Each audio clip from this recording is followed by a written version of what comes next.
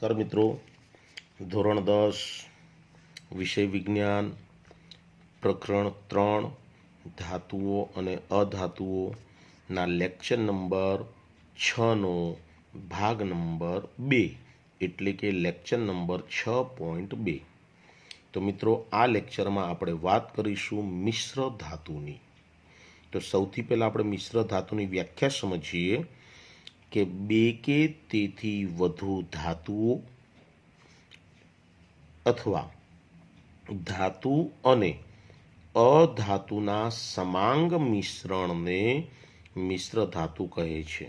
બરાબર મિત્રો, યાદ રાખજો, મિશ્ર ધાતુ એટલે એવું જરૂરી નથી કે મિશ્ર ધાતુમાં બે કે બે કરતાં વધારે ધાતુઓ જ હોય।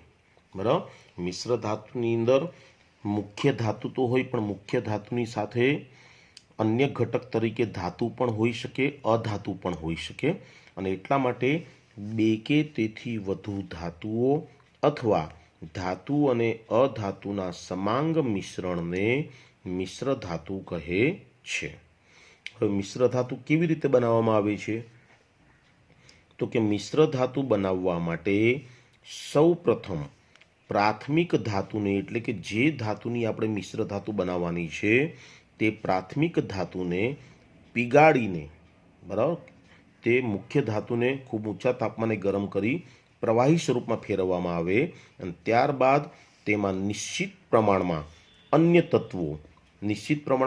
તત્વો એટલે કે હવે તમારે તેમાં જે અન્ય ધાતુ કે અધાતુ ઉમેરવાની છે તેમાં ઓગાળીને તૈયાર કરવામાં આવે છે, એટલે કે એક રસ મિશ્રણ બનાવવામાં આવે, અને ત્યારબાદ તેને ઓરડાના તાપમાને ઠંડી કરવામાં આવે છે, જેથી આપણને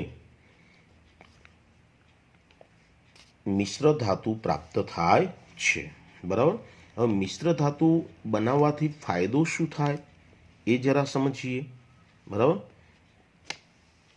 તો કે મિશ્ર ધાતુ બનાવવી એ ધાતુના ગુણધર્મોમાં સુધારા કરવા માટેની સારી પદ્ધતિ છે।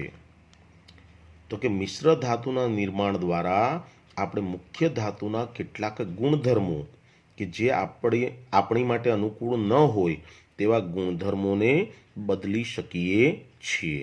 તો મિશ્ર ધાતુ બનાવવી એ ધાતુના ગુણધર્મોમાં સુધારા કરવા માટેની સારી પદ્ધતિ છે। આ પદ્ધતિથી આપણે ઈચ્છિત ગુણધર્મો મેળવી શકીએ છીએ। બરાબર, આ પદ્ધતિ દ્વારા આપણે ઈચ્છિત ગુણધર્મો પ્રાપ્ત કરી શકીએ છીએ। હવે ઉદાહરણ દ્વારા તેની સમજૂતી મેળવીએ કે કેવી રીતે આપણે ગુણધર્મોને બદલી શકીએ। તો દાખલા તરીકે શુદ્ધ લોખંડ, અતિ શુદ્ધ લોખંડ હોય ને મિત્રો, એ ખૂબ જ નરમ હોય છે, અને જો નરમ હોય તો આપણે તેનો વ્યવહારમાં ઉપયોગ કરી શકીએ। શું આપણે નરમ લોખંડનો ઉપયોગ મકાન બાંધકામમાં કે પુલો કે ઇમારતો બનાવવા માટે કરી શકાય? ન કરી શકાય, કારણ કે આવા નરમ લોખંડમાંથી બનાવેલ ઇમારતો કે પુલો, બરાબર, એ લાંબા સમય સુધી ટકી શકે નહીં। બરાબર, તો તેથી જો શુદ્ધ લોખંડમાં થોડા પ્રમાણમાં, બરાબર, શુદ્ધ લોખંડ હોય એની અંદર થોડા પ્રમાણમાં એટલે કે માત્ર 0.05% કાર્બન મિશ્ર કરવામાં આવે તો તે લોખંડ જે છે એ સખત અને મજબૂત બને છે। બરાબર, એટલે એને જો આ ગુણધર્મ હતો, બરાબર, કે શુદ્ધ લોખંડ ખૂબ જ નરમ હોય છે, પરંતુ એમાં જો ખૂબ જ અલ્પ પ્રમાણમાં એટલે કે 0.05% જેટલું માત્ર કાર્બન ઉમેરી દઈએ તો તે જ લોખંડ એ ખૂબ જ સખત અને મજબૂત બને છે, કે જેનો ઉપયોગ આપણે પુલો, ઇમારતો અને બાંધકામ ક્ષેત્રે કરી શકાય। બરાબર, અને આવા લોખંડમાંથી બનાવેલ ઇમારતોનું આયુષ્ય ખૂબ જ લાંબુ હોય। રાઈટ, તો લોખંડ અને કાર્બનની આ મિશ્ર ધાતુને શું કહેવાય છે? સ્ટીલ કહેવાય છે। શું કહેવાય છે મિત્રો? સ્ટીલ કહે છે। તમે જોયું હશે કે કોઈ પણ ઇમારત બનતી હોય કે બાંધકામ થતું હોય તો ત્યાં આગળ ધાબુ ભરવા માટે કે ઇમારતોને ઊભી કરવા માટે જે ઓલા સળિયાઓનો ઉપયોગ કરવામાં આવે છે, તો એ સળિયા જે છે કઈ ધાતુના છે? સ્ટીલના છે, મિશ્ર ધાતુના છે, સ્ટીલના. એ લોખંડના સળિયા નથી. દેખાવ આપણને એવું લાગે કે જાણે આ લોખંડના સળિયા છે, પણ એ લોખંડના સળિયા નથી, તે સ્ટીલના સળિયા છે. તેમાં લોખંડની સાથે અલ્પ પ્રમાણમાં કાર્બન ઉમેરેલું હોય છે. બરાબર. એ જ પ્રમાણે આપણે જાણીએ છીએ કે લોખંડમાં કાટ પણ ઝડપથી લાગે છે. બરાબર ને? પરંતુ જો લોખંડમાં નિકલ અને ક્રોમિયમ, ચોક્કસ પ્રમાણમાં નિકલ અને ક્રોમિયમ ઉમેરીને મિશ્ર ધાતુ બનાવવામાં આવે તો તે મિશ્ર ધાતુને સ્ટેનલેસ સ્ટીલ કહેવાય. લોખંડની અંદર ચોક્કસ પ્રમાણમાં ક્રોમિયમ અને નિકલ જેવી ધાતુઓ ઉમેરીને મિશ્ર ધાતુ બનાવવામાં આવે તો તે મિશ્ર ધાતુને સ્ટેનલેસ સ્ટીલ કહેવાય. બરાબર. જે સખત હોય છે અને તેને કાટ લાગતો નથી. આપણા ઘરની અંદર જે વાસણો હોય, થાળી, વાટકા, વાટકી, ચમચી, બરાબર, પ્યાલા, તો આ દરેક વસ્તુ સ્ટેનલેસ સ્ટીલની છે. બરાબર. એને તમે ક્યારે કાટ લાગતો જોયો છે? નથી જોયો ને? બરાબર. પરંતુ એ વસ્તુ પણ ચોક્કસ છે કે આ સ્ટેનલેસ સ્ટીલના 3 ઘટકો પૈકી એક ઘટક તરીકે શું હોય છે? લોખંડ હોય છે. બરાબર. તો આમ સ્ટેનલેસ સ્ટીલ બનાવવાથી, બરાબર, તેને કાટ લાગતો નથી. પછી શુદ્ધ સોનું. આપણે જાણીએ છીએ કે સોનાની શુદ્ધતા જે છે એ કેરેટમાં માપવામાં આવે. શુદ્ધ સોનું એ 24 કેરેટનું હોય છે. બરાબર. પરંતુ અતિ શુદ્ધ સોનું એટલે કે 24 કેરેટનું સોનું એ મિત્રો ખૂબ જ નરમ હોય, અને જેથી તેમાંથી આભૂષણો એટલે કે ઘરેણાં બનાવી શકાય નહીં. અને જો 24 કેરેટના સોનામાંથી આભૂષણો બનાવવામાં આવે તો એ આભૂષણો પર થોડું દબાણ આવતા તે વળી જાય અથવા તો તૂટી જાય છે. એટલે કહેવાનો અર્થ એ કે અતિ શુદ્ધ સોનામાંથી, 24 કેરેટના સોનામાંથી ઘરેણાં બનાવી શકાતા નથી. તેથી તેને સખત બનાવવા માટે તેમાં ચાંદી કે કોપર મિશ્ર કરવામાં આવે છે. બરાબર. તો સોનાને સખત બનાવવા માટે તેમાં ચાંદી કે કોપર મિશ્ર કરવામાં આવે છે, એટલે કે મિશ્ર ધાતુ મેળવવામાં આવે છે. સામાન્ય રીતે ભારતમાં 22 કેરેટના સોનાનો ઉપયોગ ઘરેણાં બનાવવા માટે થાય છે. આપણે ત્યાં ભારતમાં મોટા ભાગે 22 કેરેટ ગોલ્ડના આભૂષણો મળતા હોય છે. હવે 22 કેરેટનું સોનું એટલે એનો અર્થ શું થાય કે 22 કેરેટનું સોનું એટલે 22 ભાગ સોનું અને 2 ભાગ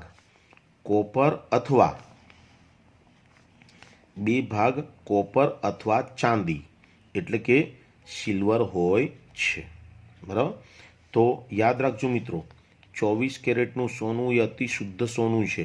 તો 24 કેરેટના સોનાને આપણે શું કહીશું? ધાતુ કહીશું. શું કહીશું? ધાતુ. પણ જ્યારે 22 કેરેટના સોનાની આપણે વાત કરીએ તો 22 કેરેટના સોનાને ધાતુ ન કહેવાય, એને મિશ્ર ધાતુ કહેવાય. શું કહેવાય? મિશ્ર ધાતુ. 23 કેરેટનું સોનું હોય, 22 કેરેટનું સોનું હોય, તો એ બધી મિશ્ર ધાતુ છે. બરાબર. કે જેમાં સોનાની સાથે ચાંદી અથવા કોપર ઉમેરેલ હોય છે. ત્યારબાદ એક આ અગત્યનો મુદ્દો છે કે જો મિશ્ર ધાતુના ઘટકો પૈકી એક ઘટક તરીકે મર્ક્યુરી હોય, આપણી પાસે કોઈ મિશ્ર ધાતુ છે ને એ મિશ્ર ધાતુના બંધારણમાં જે ઘટકો રહેલા છે અને એ ઘટકો પૈકી જો એક ઘટક તરીકે મર્ક્યુરી એટલે કે પારો હોય તો તેવી મિશ્ર ધાતુને સરરસ એટલે કે એમાલ્ગમ તરીકે ઓળખવામાં આવે છે. શું કહે છે એને? એમાલ્ગમ. એ પછી મિશ્ર ધાતુઓના ગલનબિંદુ અને વિદ્યુત વાહકતા એ શુદ્ધ ધાતુ કરતાં કેવા હોય? ઓછા હોય છે. એટલે તમે કોઈ ધાતુમાંથી મિશ્ર ધાતુ બનાવશો ને, બરાબર, તો મિત્રો મિશ્ર ધાતુની વિદ્યુત વાહકતા, બરાબર, અને ગલનબિંદુ એ મુખ્ય ધાતુ કરતાં કેવા હોય? ઓછા હોય. તો એનું પણ ઉદાહરણ છે. દાખલા તરીકે કોપર ધાતુ એટલે કે તાંબુ એ વિદ્યુતની સારી સુવાહક ધાતુ છે, આપણે જાણીએ છીએ. પરંતુ કોપરની મિશ્ર ધાતુઓ પિત્તળ, પિત્તળ કે જેને બ્રાસ તરીકે પણ ઓળખવામાં આવે છે. અને આ એક માર્કના પ્રશ્નો છે મિત્રો, યાદ રાખજો. પિત્તળ એટલે કે બ્રાસ. અને પિત્તળના ઘટકો કયા કયા? તો કે કોપર અને ઝીંક. કોપરની અંદર ઝીંક ઉમેરીને જ્યારે મિશ્ર ધાતુ બનાવવામાં આવે તો કોપર અને ઝીંકની મિશ્ર ધાતુને આપણે પિત્તળ એટલે કે બ્રાસ તરીકે ઓળખીએ છીએ. તેવી જ રીતે કાંસુ એટલે કે બ્રોન્ઝ. બરાબર? તો કે કાંસુ એટલે કે બ્રોન્ઝ એ કોપર અને ટીનની મિશ્ર ધાતુ છે. કોની? કોપર અને ટીનની મિશ્ર ધાતુ. તો આમ પિત્તળ અને કાંસુ એ બંને કોપરની મિશ્ર ધાતુઓ છે કે જેમાં મુખ્ય ઘટક તરીકે કોપર હોય. બરાબર? પિત્તળમાં કોપરની સાથે શું હોય? ઝીંક. અને કાંસાની અંદર એટલે કે બ્રોન્ઝમાં કોપરની સાથે શું હોય?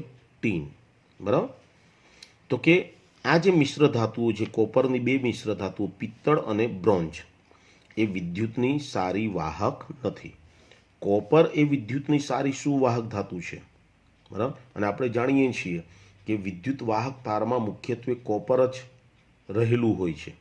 પરંતુ કોપરની મિશ્ર ધાતુઓ પિત્તળ અને કાંસુ, બરાબર, એ વિદ્યુતની સારી વાહક નથી. એ જ પ્રમાણે ટીન અને લેડની મિશ્ર ધાતુ સોલ્ડર, આ યાદ રાખજો. ટીન અને લેડ આ બે ધાતુઓ છે અને તેમની મિશ્ર ધાતુનું નામ છે સોલ્ડર. નું ગલનબિંદુ એ ટીન અને લેડ કરતાં પણ કેવું હોય છે? નીચું હોય છે. બરાબર? ટીન અને લેડની મિશ્ર ધાતુ સોલ્ડરનું ગલનબિંદુ ટીન અને લેડ કરતાં પણ નીચું હોય છે.